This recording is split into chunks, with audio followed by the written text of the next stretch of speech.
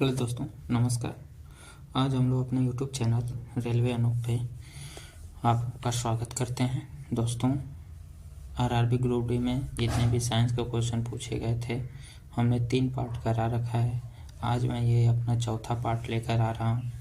दोस्तों, ये दो क्वेश्चन जितने भी हैं इन्वायरमेंट से रिलेटेड हैं और आप लोगों को इन क्वेश्चन को पढ़ना चाहिए। ग्रुप डी के एग्ज़ाम में 105 क्वेश्चन पूछे गए थे इन्वायरमेंट से। तो आइए हम लोग सेशन को स्टार्ट करते हैं और देखते हैं। इससे पहले एक पार्ट करा रखे हैं, उस पार्ट को देखिए, ठीक है। उसके आगे से ये 222 नंबर क्वेश्चन से स्टार्ट कर रहे हैं। टोटल 105 क्वेश्चन पूछे गए थे, ठीक है। तो आइए स्टार्ट करते हैं। बोल रहा है क्वेश्चन पार्ट 22 नंबर, निम्नलिखित में से कौन सा विकल्प मछली संवर्धन का सर्वोच्चतम रूप से वर्णन करता है। तो जितने भी मछलियों का पालन करना होता है वो मछली संवर्धन का अच्छी तरह से संवर्धन करता है। अगला क्वेश्चन है कि एक स्कूल शून्य अपशिष्ट दिवस का आयोजन करता है। निम्नलिखित में से किस पद्धति इस पहल में सर्वोच्च रूप में सहायक होती है।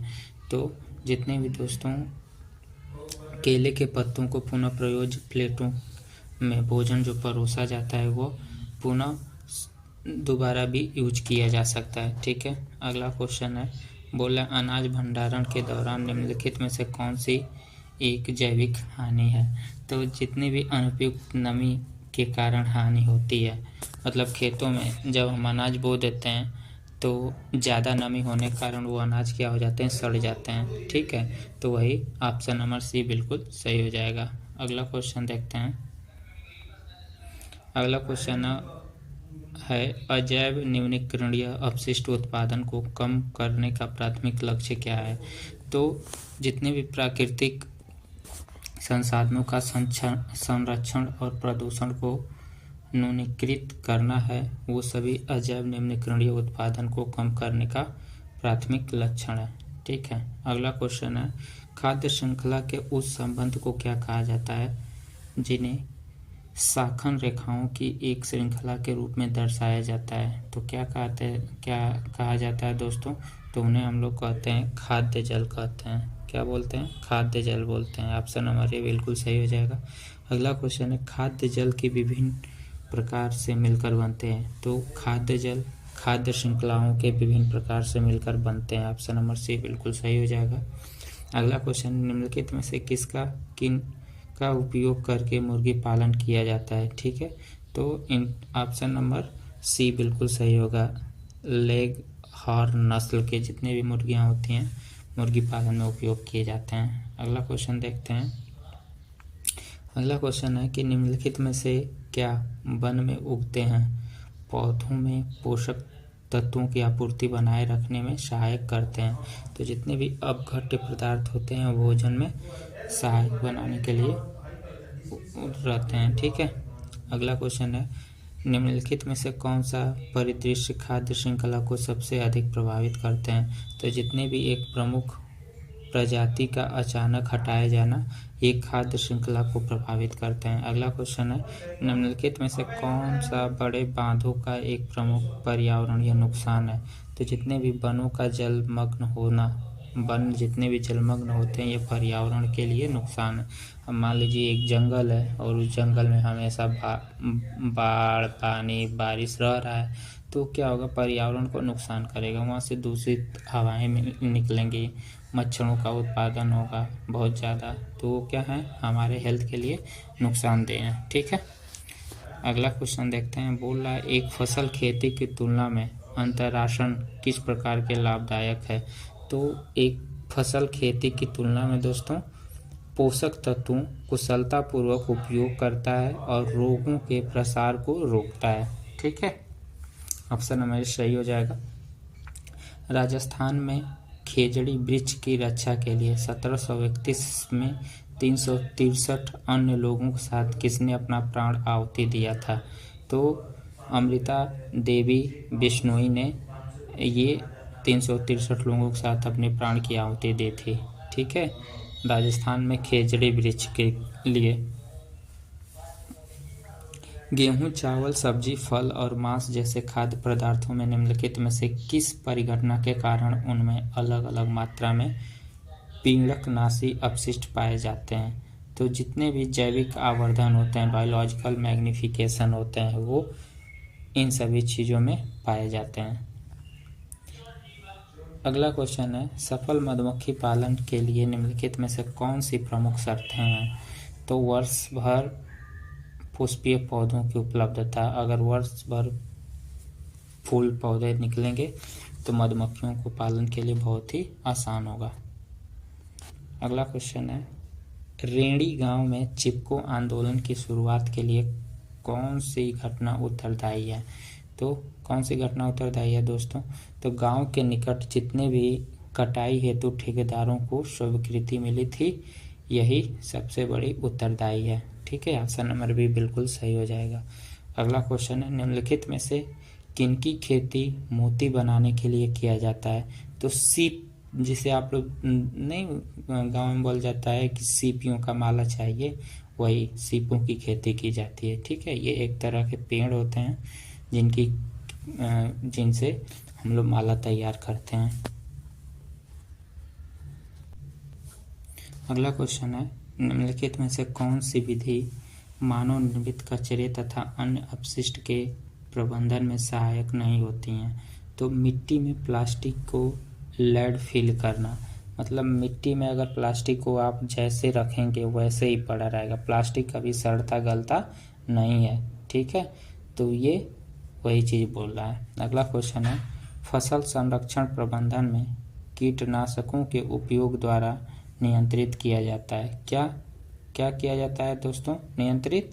तो कीटों से बचने के लिए कीटनाशकों का प्रयोग किया जाता है। ठीक है, कीटनाशक दवा होती है जो कीटों को मारने का काम करती है। अगला क्वेश्चन है, एक मुर्गी पालन ऐसे पक्षी चाहता है जो कम चारा खाए और ज़्यादा गर्मी सहन करे, अच्छी गुणवत्ता वाले चूजे पैदा करे, उसे कौन सी रणनीति अपनानी चाहिए?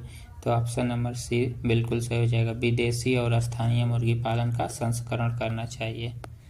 अगला क्वेश्चन, स्कूल कैंप की सफाई करते हुए एक विद्यार्थी जैव निम्नीकरणीय अपशिष्ट को पृथक करने के लिए कहा जाता है। निम्नलिखित में से किसे जैव निम्नीकरणीय बिना में डाला जाना चाहिए? तो लकड़ी की पेंसिल की छीलना को।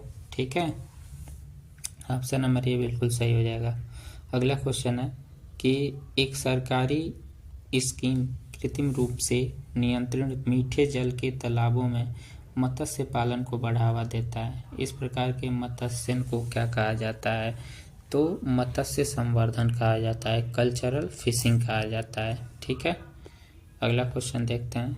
अगला क्वेश्चन है कि जल संग्रहण महत्वपूर्ण क्यों है? तो जल संग्रहण से भूजल का पूर्ण भरण होता है, मतलब जितने भी भूजल होते हैं, जितने भी भूमि होती हैं, उनको जल से क्या किया जाता है? सींचा जाता है। ठीक है, अगला क्वेश्चन है कि जैव निम्नीकरणीय पदार्थों का क्या होता है जब उन्हें पर्यावरण से मुक्त किया जाता है? तो वे दोस्तों वे सरल घटकों में टूट जाते हैं। ठीक है, तो ऑप्शन नंबर डी बिल्कुल सही हो जाएगा। अगला क्वेश्चन है, निम्नलिखित में से कौन सा प्राकृतिक संसाधनों के विवेक सम्मत उपयोग का उदाहरण है? तो जितने भी वर्षा के जल होते हैं, वर्षा के जल जो भी संचय किए जाते हैं, वे विवेक सम्मत उपयोग के उदाहरण है। अगला क्वेश्चन है, कृषि अपशिष्ट सामग्री को कार्बनिक पदार्थों और पोषक तत्वों से भरपूर अवघटित पदार्थ में बदलने की प्रक्रिया को क्या कहा जाता है? तो कंपोस्टिंग कहते हैं। ठीक है, मतलब बोल रहा है जितने भी सड़े गले पदार्थ होते हैं उनको सड़ा गला के कंपोस्ट करके उनसे एक नया पदार्थ बनाया जाता है। ठीक है, उनको क्या बोलते हैं? कंपोस्टिंग। ऑप्शन नंबर ए बिल्कुल सही हो जाएगा। अगला क्वेश्चन है, खाद्यान्नों के सुरक्षित भंडार में धूमन किस प्रकार की सहायता है? तो धूमन जो होती है, धूमन यह उन पीड़कों और कीटों को मारता है जो अन्यथा भंडारित अनाज को क्षति पहुंचाते हैं। ठीक है, तो ऑप्शन नंबर डी बिल्कुल सही हो जाएगा। अगला क्वेश्चन, निम्नलिखित में से कौन से वनों और जैविक विविधता के संरक्षण का प्रमुख लक्षण है? तो जितने भी विरासत से मिली जैविक विविधताओं को संरक्षित करते हैं, ये जैव विविधता के संरक्षण के प्रमुख लक्षण है। ऑप्शन नंबर डी बिल्कुल सही हो जाएगा। अगला क्वेश्चन देखते हैं दोस्तों। बोला जलवायु प्रतिरोधी संकर फसल किसमें भविष्य की खेती के लिए महत्वपूर्ण है? तो जितने भी संकर फसल अत्यधिक मौसम को प्रभावित करती है। संकर फसल किसको प्रभावित करती है? अत्यधिक अप्रत्याशित मौसम को अप्रभावित करती रहती है। ठीक है, आइए अगला क्वेश्चन देख लेते हैं। बोल रहा है कि स्कूल के बगीचे में तितली अक्सर फूलों पर आती है, जबकि गिलहरी काष्ठफल खाती है। ये जीव किस प्रकार के उपभोक्ता हैं? तो तितली शाकाहारी है और गिलहरी भी शाकाहारी है। ठीक है, तो ऑप्शन नंबर ए बिल्कुल सही हो जाएगा। अगला क्वेश्चन, उस स्थान का नाम क्या है जहाँ व्यावसायिक शहद उत्पादन के लिए मधुमक्खियों को रखा जाता है? तो एपीकल्चर में मधुमक्खियों का पालन होता है। ठीक है, अगला क्वेश्चन है कि कीटों की कौन सी गतिविधि सीधे तौर पर पौधों के पोषक तत्वों की हानि का कारण बनाती है?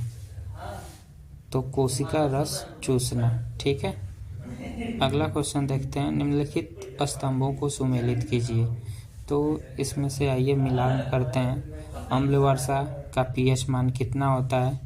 तो अम्ल वर्षा का पीएच मान जो होता है 5.6 जलीय जीवन से हानिकारक होता है। ठीक, पहले का तीसरा हो जाएगा। फिर उसी तरह बी का अपाचन का कार्य होता है, प्रति अम्ल अतिरिक्त अम्ल को प्रभावित करना। और दंत क्षय का मतलब होता है यह तब होता है जब मुंह का पीएच मान 5.5 होता है। ठीक है, और मधुमक्खी के डंक से बेकिंग सोडा द्वारा निष्कासित किया जा सकता है। तो ऑप्शन नंबर बी बिल्कुल सही हो जाएगा। अगला क्वेश्चन है, निम्नलिखित में से कौन सा खाद्य श्रृंखला के प्रत्येक चरण से निर्मित होता है? तो पोषी स्तर जितने भी होते हैं खाद्य श्रृंखला के प्रत्येक चरण से निर्मित होते हैं। पोषी स्तर मतलब ट्रॉपिक लेवल, जितने भी ट्रॉपिक लेवल होते हैं। अगला क्वेश्चन देखते हैं। निम्नलिखित में से कौन सा पर्यावरण संकेत कुछ सरीसृपों में निषेचित अंडे के लिंग का निर्धारण करते हैं? तो तापमान के द्वारा अंडों के लिंग का निर्धारण होता है। मतलब जब तक सपोज मेल बॉडी या फीमेल बॉडी कोई ले लीजिए, जब तक उनमें उनके बॉडी हीट नहीं होगी तब तक स्पर्म और ओवम अंडे का निर्माण नहीं हो सकता है। जब दोनों हीट होंगे तब स्पर्म और ओवम दोनों से स्पर्म और एग निकल के क्या बनेंगे? जायगोट का निर्माण करते हैं। ठीक है, हीट मतलब तापमान कारण। तो ऑप्शन हमारे बिल्कुल सही हो जाएगा। अगला क्वेश्चन देखते हैं। एक किसान अपने खेत में उत्पादित शहद की मात्रा और गुणवत्ता दोनों में सुधार करना चाहता है, उसे कौन सी पद्धति अपनानी चाहिए? तो यह दोस्तों उसे ऑप्शन नंबर बी बिल्कुल सही है। वह सुनिश्चित करे कि पूरे मौसम में मकरंद से भरपूर पुष्प खिलते रहे हैं कि नहीं। ठीक है, उसे यह देखना चाहिए कि पूरा मौसम में अच्छे फूल खिल रहे हैं कि नहीं। ठीक है, अगला क्वेश्चन। जल के नीचे रहने के लिए जंतुओं द्वारा किस गैस का उपयोग किया जाता है? तो घुलित ऑक्सीजन का उपयोग किया जाता है जल में। ठीक है, अगला क्वेश्चन है कि गढ़वाल क्षेत्र में चिपको आंदोलन का प्राथमिक लक्ष्य क्या था? तो वनों का संरक्षण होता है। ठीक है, चिपको आंदोलन वनों के लिए ही चलाया गया था, वनों की कटाई न हो। 1974 में गढ़वाल हिमालय में हुआ चिपको आंदोलन एक उदाहरण है। समुदाय के नेतृत्व में वृक्षों का संरक्षण। ऑप्शन नंबर ए बिल्कुल सही हो जाएगा। ठीक है, दिए गए विकल्प में से सामान्य घरेलू अपशिष्ट में संबंधित सही कथन का चयन कीजिए। तो जितने भी अपशिष्ट में जैव निम्नीकरणीय और अजैव निम्नीकरणीय दोनों घटक होते हैं, ये समान घरेलू अपशिष्ट से संबंधित हैं। ठीक है, जैव और अजैव निम्नीकरणीय। अगला क्वेश्चन देखते हैं, कृषि भूमि से निम्नलिखित में से किस खरपतवार को हटाना किसानों के लिए लाभदायक होता है? तो जितने भी पार्थेनियम के खरपतवार होते हैं उन्हें हटाना लाभदायक होता है। ठीक है, पार्थेनियम किसे कहते हैं दोस्तों, आप लोग कमेंट करके बताइएगा। ठीक है, ये आप लोगों के लिए होमवर्क है।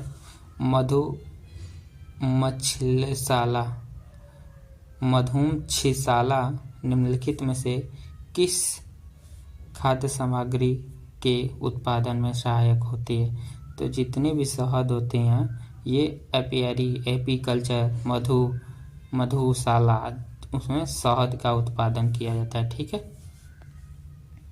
पशुपालन में दूध देने वाली भैंसों को कहा जाता है, क्या कहते हैं? दुधारू कहते हैं। ठीक है, ओजोन पृथ्वी को सूर्य के विकिरण से बचाता है, तो किससे बचाता है? अल्ट्रावायलेट किरणों से बचाता है। अगला क्वेश्चन है कि निम्नलिखित में से कौन सा सिद्धांत पर्यावरण पर दबाव को कम करने और संसाधनीय जीवन को बढ़ावा देने में सहायक होती है? तो कम उपयोग, पुनः उपयोग और पुनः चक्रण। ठीक है, ऑप्शन नंबर सी बिल्कुल सही हो जाएगा। अगला क्वेश्चन है, निम्नलिखित में से कौन सा पारिस्थितिकी तंत्र का अजैविक घटक नहीं है? तो जितने भी सूक्ष्म जीव होते हैं पारिस्थितिकी तंत्र का अजैविक घटक नहीं है। अगला क्वेश्चन है कि वे पदार्थ जो जैविक प्रक्रियाओं द्वारा विघटित हो जाते हैं उन्हें कहा जाता है, क्या कहते हैं? जैव निम्नीकरणीय कहते हैं। ठीक है, जैव निम्नीकरणीय। अगला क्वेश्चन है कि एक हाउस सोसाइटी ने अपशिष्ट को 2 डिब्बों में पृथक करना शुरू किया। हर रसोई अपशिष्ट के लिए नीला प्लास्टिक, धातु को कांच के लिए। इस प्रकार से मुख्य लाभ क्या होते हैं? तो इससे अजैव निम्नीकरणीय अपशिष्ट और जैव निम्नीकरणीय अपशिष्ट को पृथक करने में सहायता मिलती है। मतलब जितने भी प्लास्टिक के कचड़े होते हैं उनको अलग और जितने भी खाने पीने के कचड़े होते हैं उनको अलग रखा जाता है। ठीक है, तो ऑप्शन नंबर सी बिल्कुल सही हो जाएगा। आइए अगला क्वेश्चन देखते हैं। अगला क्वेश्चन बोल रहा है कि एक गांव जो नियमित रूप से सूखे से जूझता है वह शुष्क मौसम के लिए कृषि क्षेत्र की सिंचाई हेतु जल का भंडारण करना चाहता है, तो कौन सा तरीका सबसे अधिक सहायक होगा? ठीक है, तो वर्षा जल संचय करना और जल संभव प्रबंधन करना। मतलब वर्षा के जितने भी जल होते हैं उनको एक गड्ढे में एकत्रित करना और उसी से अपने खेतों की सिंचाई करना, ये सबसे अच्छा प्रबंधक है। तो ऑप्शन नंबर बी बिल्कुल सही हो जाएगा। अगला क्वेश्चन है, निम्नलिखित में से कौन सा प्राकृतिक पारिस्थितिकी तंत्र का उदाहरण है? तो वन जो है पारिस्थितिकी तंत्र का उदाहरण है। ठीक है, अगला क्वेश्चन है कि निम्नलिखित में से कौन सा संरक्षण में प्रत्यक्ष रूप से योगदान देता है सामाजिकों में? तो जितने भी वन होते हैं ये प्रत्यक्ष रूप से समाजों में प्रतिक्षण रूप से योगदान देते हैं। ठीक है, अगला क्वेश्चन है, कीट पीड़क फसल की उपज पर किस प्रकार नकारात्मक प्रभाव डालते हैं? तो पौधों की जड़ों, तनों और फलों को क्षति पहुंचाकर नकारात्मक प्रभाव डालते हैं। जुताई, सिंचाई और गाड़ी से ढोने के लिए उपयोग किए जाने वाले पशुओं को क्या कहा जाता है? क्या कहते हैं दोस्तों? तो उन्हें भारवाहक पशु बोलते हैं। ठीक है, इंग्लिश में ड्रॉट एनिमल। अगला क्वेश्चन देखते हैं, बोला चिपको आंदोलन निम्नलिखित में से किससे संबंधित था? तो चिपको आंदोलन दोस्तों वनों की सुरक्षा में स्थानीय समुदायों की सक्रियता भागीदारी से संबंधित था। ठीक है, अगला क्वेश्चन देखते हैं। अगला क्वेश्चन है दोस्तों, एक किसान अपनी फसल से प्राप्त अनाज को नमी तथा गर्मी वाले एक कमरे में भंडारित करता है। कुछ सप्ताह बाद अनाज खराब हो जाता है और उसकी मात्रा कम हो जाती है। इसका सबसे संभावित कारण क्या है? तो भंडार को अनुचित परिस्थितियों में रखना। अब मान लीजिए कोई भी जगह है, आप नमी वाला है, गर्मी वाला है, वहाँ पे दोनों चीज़ मिल रहा है, तो वहाँ पे किसी भी चीज़ को रखेंगे, अनाज को, किसी भी अनाज को, तो वो सड़ जाएगा। उसका प्रॉपर देखभाल करोगे जब तक नहीं, तब तक वो सही नहीं रहेगा। ठीक है। अगला क्वेश्चन है, प्लास्टिक जैसे गैर जैव निम्नीकरणीय कचरे के प्रबंधन का सर्वोत्तम तरीका क्या है? तो इसे रिसाइकल करके पुनः उपयोग किया जा सकता है। और जैव निम्नीकरणीय जितने भी कचरे होते हैं उन्हें रिसाइकिल करके पुनः उपयोग किया जा सकता है। अगला क्वेश्चन, कृषि में पोषक तत्व प्रबंधन पद्धतियों को लागू करने का प्राथमिक उद्देश्य क्या है? तो फसल उत्पादकता और गुणवत्ता में सुधार है। ठीक है। अगला क्वेश्चन है, अनाज के अनुचित भंडारण के क्या परिणाम हो सकते हैं? तो अनाज के अनुचित भंडारण के प्रभाव हो सकते हैं कीटों का हमला और खराब होना। ठीक है, ऑप्शन नंबर डी। अगला क्वेश्चन है, बड़े बांधों और बाढ़ नियंत्रक के संबंध में निम्नलिखित में से कौन सा कथन सत्य है? तो बड़े बांधों नदी प्रवाह को नियंत्रित करके बाढ़ नियंत्रण को सहायता कर सकते हैं। ठीक है, ऑप्शन नंबर ए बिल्कुल सही है। अगला क्वेश्चन है, बोला निम्नलिखित में से कौन सा जैव निम्नीकरणीय पदार्थ का एक उदाहरण नहीं है? तो जितने भी प्लास्टिक की थैलियाँ होती हैं वो जैव निम्नीकरणीय के उदाहरण नहीं है। ठीक है। अगला क्वेश्चन है, निम्नलिखित में से कौन सी पद्धति प्राकृतिक वन आवरण और विभिन्न वन उत्पादन को संरक्षण करती है? तो जितने भी वनीकरण को बढ़ावा देते हैं वो प्राकृतिक को अच्छा और संरक्षण करते हैं। ठीक है, ऑप्शन नंबर सी सही हो जाएगा। अगला क्वेश्चन है कि निम्नलिखित में से कौन सी सिंचाई विधि जिसमें पानी को पंपों द्वारा गहरे स्तर से निकाला जाता है? तो ट्यूबवेल से निकाला जाता है। ठीक है, ट्यूबवेल के द्वारा निकाला जाता है गहरे। जैसे मान लीजिए ये कुआं है, कुआं में से पानी निकालना है तो बाल्टी से निकालेंगे तो निकालते ही रह जाएंगे। तो क्या किया जाता है, इसमें से पानी निकालने के लिए एक बोरिंग की जाती है, पाइप डाली जाती है और यहाँ पे मोटर फिट किया जाता है, जिसकी वजह से ये पानी पूरा निकल आता है। ठीक है, तो इसी को ट्यूबवेल बोलते हैं। अगला क्वेश्चन है कि मिट्टी में फेंके जाने पर निम्नलिखित में से कौन सा पदार्थ पर्यावरण में लंबे समय तक बने रहते हैं? तो दोस्तों जितने भी टूटे हुए कांच के टुकड़े होते हैं अगर मिट्टी में वो फेंक दिए जाते हैं तो ना ही सड़ेंगे ना ही गलेंगे, वो बहुत लंबे समय तक वैसे ज्यों को त्यों पड़े रहेंगे। अगला क्वेश्चन है कि निम्नलिखित में से कौन सा एक मानव निर्मित पदार्थ है जो बैक्टीरिया की क्रिया द्वारा विघटित नहीं होती है? तो जितने भी प्लास्टिक होते हैं वो बैक्टीरिया से विघटित नहीं होते हैं और मानव द्वारा निर्मित होते हैं। ठीक है। अगला क्वेश्चन है, वायुमंडल के उच्च स्तर पर निम्नलिखित में से कौन पृथ्वी की सतह पर पराबैंगनी किरणों से परिचित करता है? तो जितने भी ओजोन लेयर होते हैं पराबैंगनी किरणों से हम लोगों को बचाती हैं। ठीक है, ऑप्शन नंबर सी बिल्कुल सही हो जाएगा।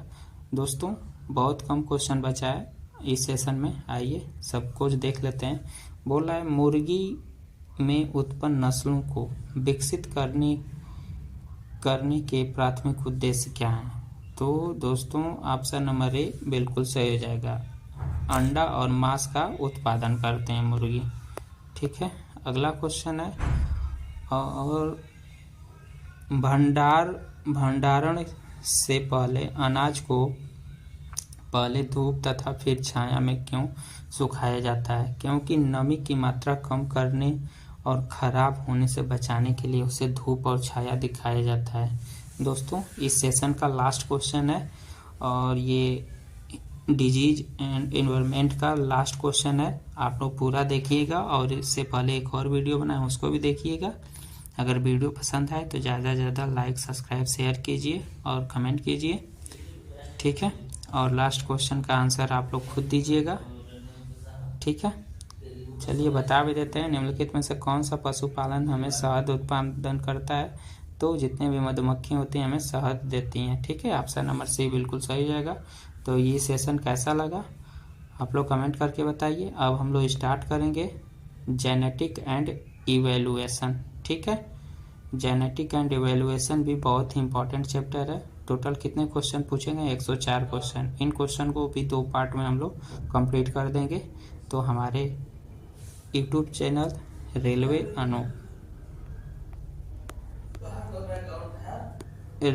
अनूप को सब्सक्राइब करें,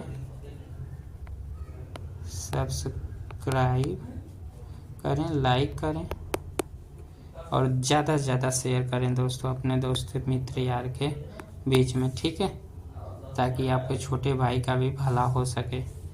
दोस्तों ज़्यादा से ज़्यादा शेयर कीजिए दोस्तों और सब्सक्राइब करवाइए। आप लोगों से हमें बस इतना ही चाहिए। अगर आप लोगों को मेरे कंटेंट में और भी सुधार करना है तो बताइए, क्या हम कर सकते हैं। बाकी हमें पता है बहुत कुछ कमी है हमारे कंटेंट में, लेकिन हम धीरे धीरे सुधार कर लेंगे। आप लोगों के लिए बहुत हेल्पफुल कंटेंट बनाने वाले हैं, आने वाले एग्जाम में बहुत ही सहायता होगा। तो मिलते हैं अगले वीडियो में, तब तक के लिए धन्यवाद। जय हिंद।